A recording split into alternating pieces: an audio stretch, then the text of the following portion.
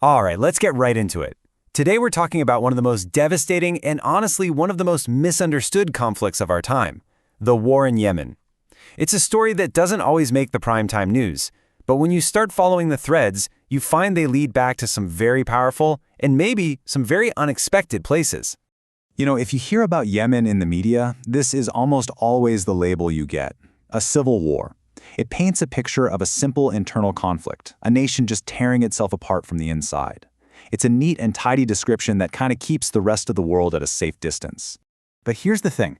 For the people who are actually living through this, day in and day out, that label just doesn't fit. According to the source material we're looking at, both the local Yemenis and a lot of international observers have a completely different name for what's going on. They call it the Saudi-American War, and that single phrase, it completely reframes the entire conflict, doesn't it? It shifts our whole focus from an internal fight to a story about massive foreign intervention. It suggests that what's happening in Yemen is a war being fueled and enabled by some really powerful outside forces. And the human cost of this war, however you name it, is just staggering.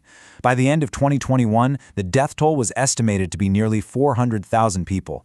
I mean, that's not just a statistic, it's a catastrophe on a scale that's hard to even comprehend.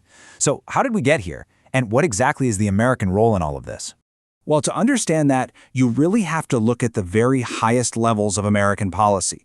Our source material calls this a presidential blank check, and it's a check that has been signed and then re-signed across multiple administrations, regardless of party. And what's so striking when you look at this timeline is the consistency. The Obama administration gave the green light to the initial intervention back in 2015, providing crucial things like aerial refueling and intelligence support. Then, President Trump doubled down, going so far as to veto a bipartisan effort in Congress to end U.S. involvement, all while pushing for massive new arms deals. And even though President Biden came into office pledging to end support for so-called offensive operations, that term has been just vague enough to allow critical maintenance contracts and new arms sales to keep flowing. So the main takeaway here, the rhetoric changes, but the core policy of U.S. support has been unbelievably consistent. That level of consistency, especially with such a horrific human toll, it just begs a fundamental question, right? If the policy doesn't change, who exactly is benefiting from keeping this war going? And that question leads us straight to the geopolitical economy of the arms trade. This is where we start to follow the money, and we begin to uncover the immense financial incentives that are helping to keep this conflict alive. Okay, let's get specific. Our sources point to 4 major U.S. defense contractors as central players here: Lockheed Martin, Raytheon, Boeing, and General Dynamics. We're talking about everything from F-15 fighter jets to paveway guided bombs. And just look at the scale of their Pentagon contracts. We're talking hundreds of billions of dollars. This isn't just business as usual, it's an absolute fire hose of public money. And right here, you can see the direct financial windfall. In the years immediately following the 2015 intervention, the stock prices for these companies just soared. Raytheon's stock shot up. Boeing's more than doubled.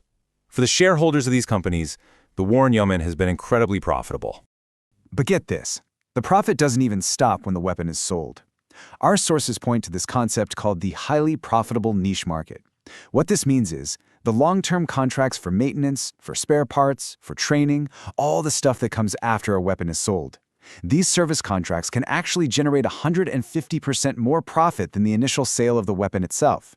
And what it does is create a state of permanent military dependency.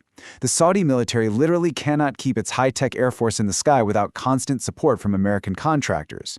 So this entire financial ecosystem, it has a devastating, real-world human cost. The source material we reviewed describes the strategy of this war not just as a military campaign, but as a synchronized attack on life, a war that weaponizes the very basics of human survival. And the main tool for this attack has been the Saudi-led coalition's blockade. See, Yemen has to import 90% of its food, so the blockade choked off those vital supplies, and that's pushed 16 million people to the edge of starvation. Fuel restrictions meant hospitals couldn't run their generators. The sanitation system completely collapsed, which led to the worst cholera outbreak in modern history. The human toll is almost impossible to fully wrap your head around. This slide really puts the cost into stark perspective. Look at the balance on the left side. The majority of deaths in this war, an estimated 227,000 people, are not from bombs or bullets. They are indirect deaths from starvation and disease caused by the blockade. Now look to the right. The cost of a single Tomahawk cruise missile used in this war is $2 million. It's just a jarring comparison of priorities. And, of course, it's the most vulnerable who pay the highest price. This quote, citing the UN, is absolutely chilling. This economic war has put 400,000 children at risk of dying from malnutrition in just a single year. This is what a synchronized attack on life actually looks like. So how is this continuous support justified? That brings us to our final section, where we're going to unpack the official reason given for these arms sales, an argument that our sources suggest completely falls apart under scrutiny. For years, the official line you'd hear from Washington is something called the leverage argument. The claim is that by selling weapons to Saudi Arabia, the U.S. gains influence, a seat at the table to help reduce civilian harm. But the analysis from our sources shows the exact opposite has happened. Instead of creating leverage for restraint, U.S. support has basically empowered the Saudi-led coalition, allowing it to act with impunity. And the evidence for this failure is pretty compelling. The Saudi military is completely, utterly dependent on the U.S.